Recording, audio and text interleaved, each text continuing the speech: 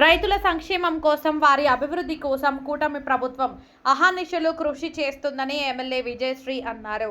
గురువారం నాడు పెళ్లకూరు మండలంలోని పాలచ్చూరు పంచాయతీలో ఏర్పాటు చేసిన రైతన్న మీకోసం కార్యక్రమంలో పాల్గొని అన్నదాత సుఖీభవ ద్వారా లబ్ధి పొందిన రైతులతో ముచ్చటించారు. రైతులకు యూరియా సరఫరా విషయంలో వైసీపీ పార్టీ వాళ్లు చేసిన అసత్య ప్రసారాలను తుంగలో తొక్కి ఎప్పుడూ లేని విధంగా అధిక దిగుబడులు సాధించి రైతులు ఎక్కువ లాభాలు పొందారని, కూటమి ప్రభుత్వం రైతుల విషయంలో చిత్తశుద్ధితో పనిచేస్తుందని అన్నారు. రైతులు కూడా వ్యవసాయంలో పాత మోస పద్ధతుల్లో కాకుండా అధునాతన పద్ధతుల ద్వారా వ్యవసాయం చేస్తూ రసాయన ఎరువులను తగ్గించి సేంద్రియ ఎరువుల వాడకాన్ని పెంచాలని అన్నారు. ఈ కార్యక్రమంలో పెళ్లకూరు మండల తెదేపా అధ్యక్షులు సంచి కృష్ణయ్య, వేలూరు మురళీకృష్ణారెడ్డి, కన్నమూడి శివకుమార్, చైతన్య కృష్ణారెడ్డి, తహసీల్దార్ సిహెచ్ హరికృష్ణ, ఎంపీడీఓ ప్రమీల రాణి, వ్యవసాయ అధికారిని విజయభారతి, అనిల్ రెడ్డి, మాధవరెడ్డి, పెంచలయ్య, కోట రమేష్ పాల్గొన్నారు. ఇవన్నీ చెప్పారు. అలాగే మన మంత్రివర్యులు అచ్చెన్నాయుడు గారు కూడా ప్రతిసారి అగ్రికల్చర్ గురించి కూడా పదే పదే చెప్తూ ఉంటారు.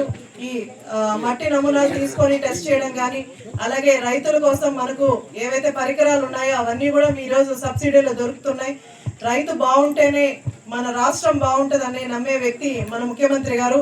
కాబట్టి రైతన్నల కోసం ఎప్పుడూ అండగా నిలబడతారు. రైతులకు ఎలాంటి సహాయం కావాలన్నా చేయడానికే మన ముఖ్యమంత్రి గారు ఎప్పుడు తాపత్రయపడుతూ ఉంటారు.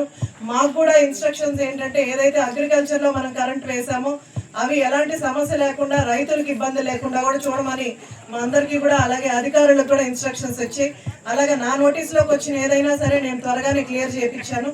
అలాగే ఇంకా కూడా రైతులకి ఎలాంటి సమస్య ఉన్నా సరే మీరు ముందుగానే అగ్రికల్చర్ అధికారులకు కానీ, లేదా వాళ్ళు పట్టించుకోకపోతే నా దృష్టికి తీసుకొస్తే మీకు వీలైనంత త్వరగా అది క్లియర్ చేస్తాం.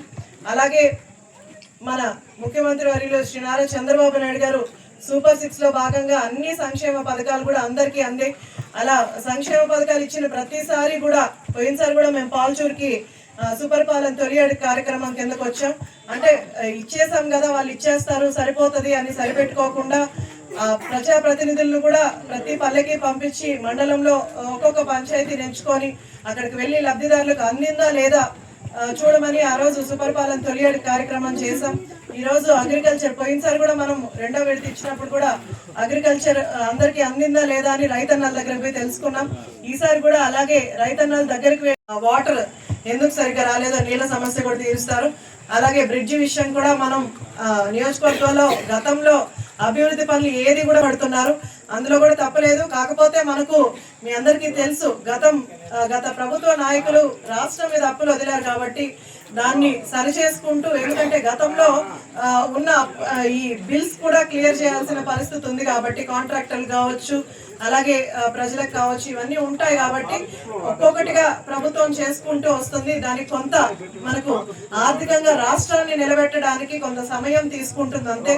అలాగే ముఖ్యంగా మన నియోజకవర్గంలో కూడా మనము ఎన్ఆర్జీఎస్ ద్వారా చాలా వరకు వేసుకున్నాం. ముఖ్యంగా ఈ పంచాయతీలో 14 లక్షలకి మనం సీసీ రోడ్లు కూడా వేసుకోవడం జరిగింది. అలాగే మనకు వరదలు వచ్చి ఏవైతే చెరువు కట్టలు తెగిపోవడం లేదా చెరువులు డ్యామేజ్ అవ్వడం ఇవన్నీ జరిగినవి కూడా మనం ఎఫ్డిఆర్ వర్కుల ద్వారా కూడా పెడుతున్నాం. అలాగే మీకు పథకాలు ఏవైతే ఉన్నాయో రైతులకు కావచ్చు, మహిళలకు కావచ్చు, అలాగే పిల్లలకి చదువుకోవడానికి తల్లికి వందనం కావచ్చు, ఇవన్నీ కూడా ఉచిత బస్సు ప్రయాణం, ఇవన్నీ కూడా పథకాలు ఏవైతే సూపర్ 6 లో బాబు గారు చెప్పారో ఇవన్నీ రాష్ట్రం మీద అప్పులు ఉన్నా సరే సంక్షేమ పథకాలు పేదవాళ్ళకి మనం అడ్డు పెట్టకూడదని ఇవన్నీ కూడా చేసుకుంటూ వచ్చారు. దాంతోపాటు అభివృద్ధిని కూడా ముందుకు తీసుకెళ్తున్నారు. అలాగే మనకు ఆర్ఎన్బి నుంచి కూడా ఫండ్స్ వచ్చాయి, త్వరలోనే అవి కూడా స్టార్ట్ చేస్తాం. అలాగే పిఆర్ నుంచి అన్నిటి నుంచి కూడా మనకు ఫండ్స్ వచ్చాయి. కాకపోతే టెండర్ వల్ల కొంత లేట్ అవుతుంది, అవి కూడా త్వరగానే పూర్తి చేస్తాం. కూటమి ప్రభుత్వం వచ్చి ఇప్పటికీ 2 సంవత్సరాలు అయింది. ఈ 2 సంవత్సరాల్లోనే మనం అటు అభివృద్ధిని ముందుకు తీసుకెళ్తున్నాం, సంక్షేమాన్ని ముందుకు తీసుకెళ్తున్నాం. దాంతోపాటు పర్సనల్ గా మీకు ఎవరైతే